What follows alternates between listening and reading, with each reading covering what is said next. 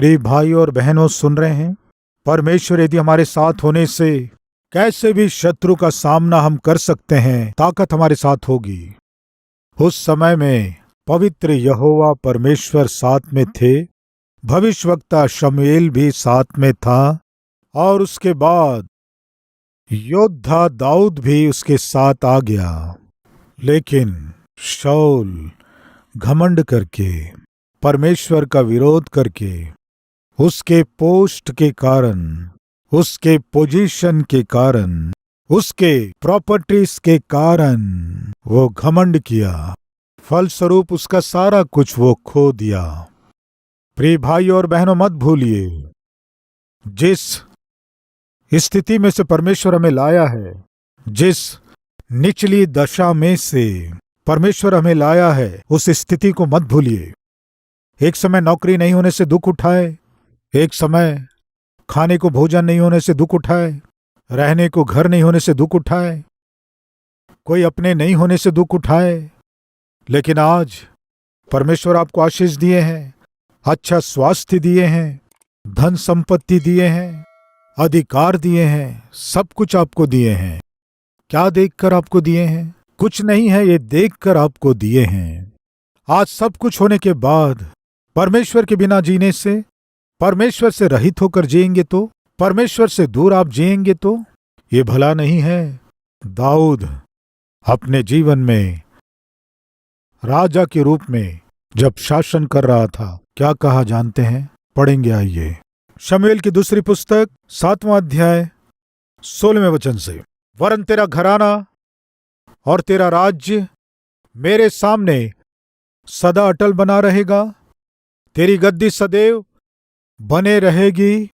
और इन सब बातों और इस दर्शन के अनुसार नातान ने दाऊद को समझा दिया। तब दाऊद राजा भीतर जाकर यहोवा के सम्मुख बैठा और कहने लगा, हे प्रभु यहोवा, क्या कहूं, और मेरा घराना क्या है कि तूने मुझे यहां तक पहुंचा दिया है। प्रिय परमेश्वर को दाऊद में जो बहुत ही अच्छा लगा वो क्या है जानते हैं? दीनता, नम्रता का स्वभाव। आज हम में कुछ लोग थोड़े सुंदर होने से बस घमंड करते रहते हैं, लड़कियों के बाल लंबे होने से बस वे घमंड करते हैं, लड़कों का कद यदि ऊंचा हो तो वे घमंड करने लगते हैं, बाइक या कोई वाहन खरीदने से बस घमंड करते हैं, बाइक के कारण घमंड करते हैं, नौकरी मिल गई तो घमंड करते हैं, मकान खरीदने से घमंड करते हैं, कार खरीद लेने से घमंड करते हैं, प्रमोशन मिलने से प्रमोशन के कारण घमंड करते हैं, पदवी मिलने से उसके कारण घमंड करते हैं। प्रिय भाई और बहनों, कृपया सुनिए, आज आप हो सकते हैं या मैं हो सकता हूं, हमारे पास जो भी है परमेश्वर के दिए बिना हमारे पास कुछ भी नहीं आया है। तब आप क्या कहेंगे? ब्रदर, परिश्रम किया हूं ब्रदर। क्या किया है इसने? क्या किया है? मैं परिश्रम करके ऊपर आया हूं ब्रदर। ऐसा है तो फिर परिश्रम करने के लिए तुझे स्वास्थ्य किसने दिया? बताइए, परिश्रम करने के लिए आपको स्वास्थ्य किसने दिया? तंदुरुस्ती किसने दिया? ये परमेश्वर का दिया गया भीख है। आपसे भी अधिक परिश्रम करने वाले बहुत से लोग हैं। जो वो नहीं पाए, जो उनके पास नहीं है, उसे आप पाए हैं तो ये आपकी महानता नहीं है, ये मेरे प्रभु यीशु मसीह का तरस है। इस सत्य को मत भूलिए, मत भूलिए। प्रियो, जब शाऊल के साथ परमेश्वर थे तो उसकी स्थिति को देखिए। 3 लाख लोग थे, लेकिन उसके बाद शाऊल के पास 3000 लोग ही थे। उसके बाद शाऊल के पास केवल 600 लोग ही रह गए।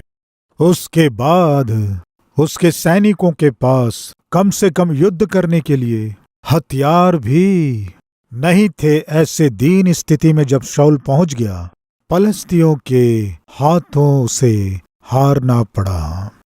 प्रिय पिता सुनिए, प्रिय माता सुनिए, प्रार्थना करने के विषय में यदि आप लापरवाही करेंगे तो आप जाने बिना अपने परिवार को शैतान के हाथों में सौंप रहे हैं। आपके बच्चों के भविष्य को शैतान के हाथों सौंपने जा रहे हैं।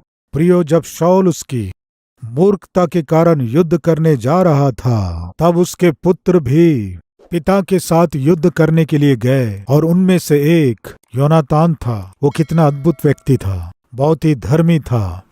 वो दाऊद का बहुत अच्छा मित्र था।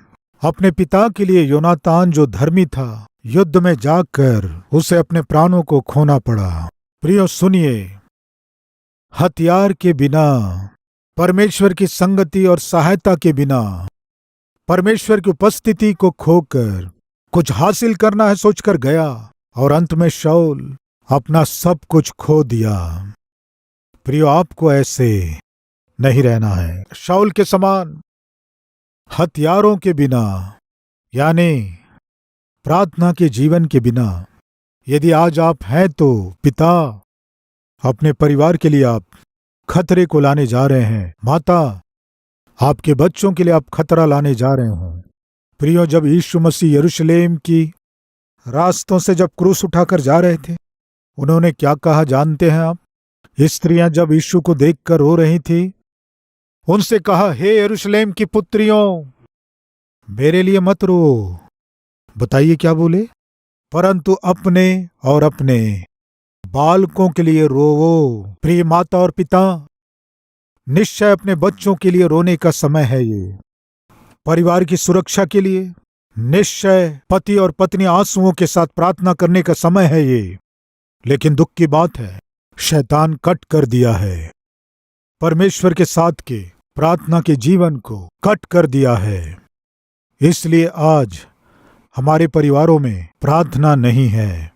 पिता प्रार्थना नहीं करते हैं, माँ भी प्रार्थना नहीं करती है, तो बच्चे क्या प्रार्थना करेंगे बताइए? लेकिन प्रियो, दाऊद ऐसा व्यक्ति नहीं था।